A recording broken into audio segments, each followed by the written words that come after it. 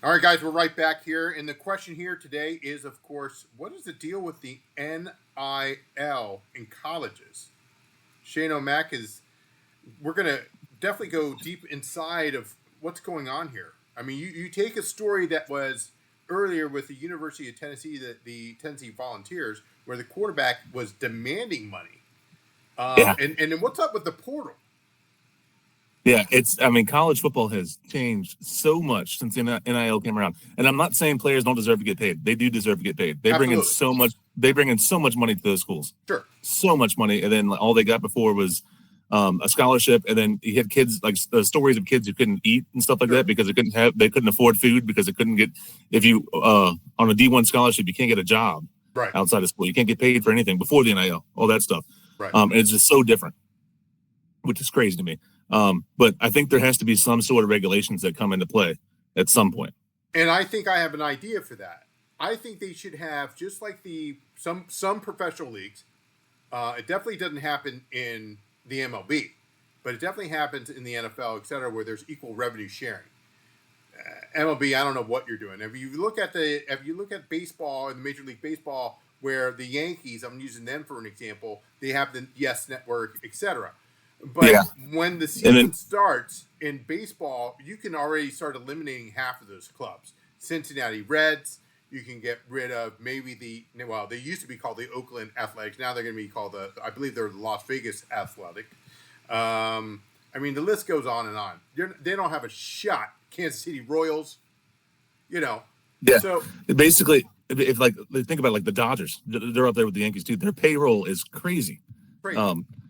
They just pay everybody, and it's and I don't know how MLB has gotten away with it for so long, with no salary cap. I know that MLB Players Union is one of the strongest unions out there in sports, and they don't want it because they know they get those big paydays. Like if they had a salary cap, Juan Soto is not going to be making $500 million. Yeah, absolutely. So the big question here is: should the NIL? Of course, it does exist, but should there be a salary cap and revenue sharing for the kids?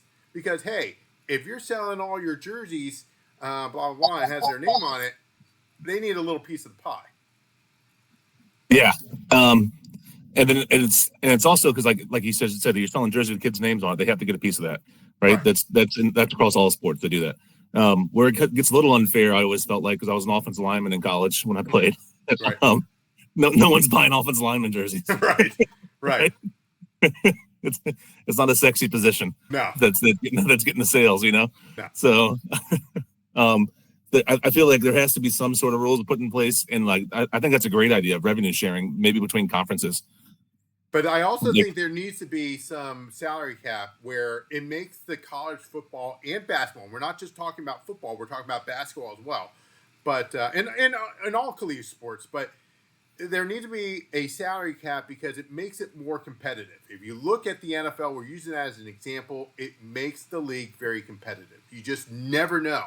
You've seen teams that go from worst to first. You take our beloved Washington team that went from worst to first last year.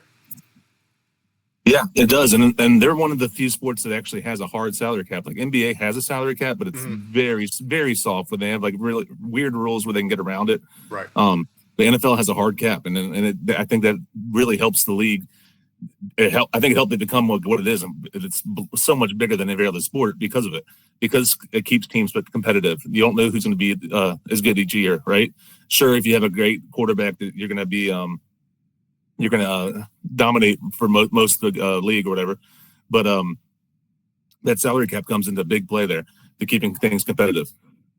Yeah, I don't have an issue of the kids getting paid, but they need a little bit more money than from the NCAA college football video game, is all I'm saying. But the kids, you cannot give them $100 million, okay, or whatever, $5 million. But if I play over UCLA, they're going to give me 7.5. That's why there needs to be some type of, just like in the NBA, a rookie contract.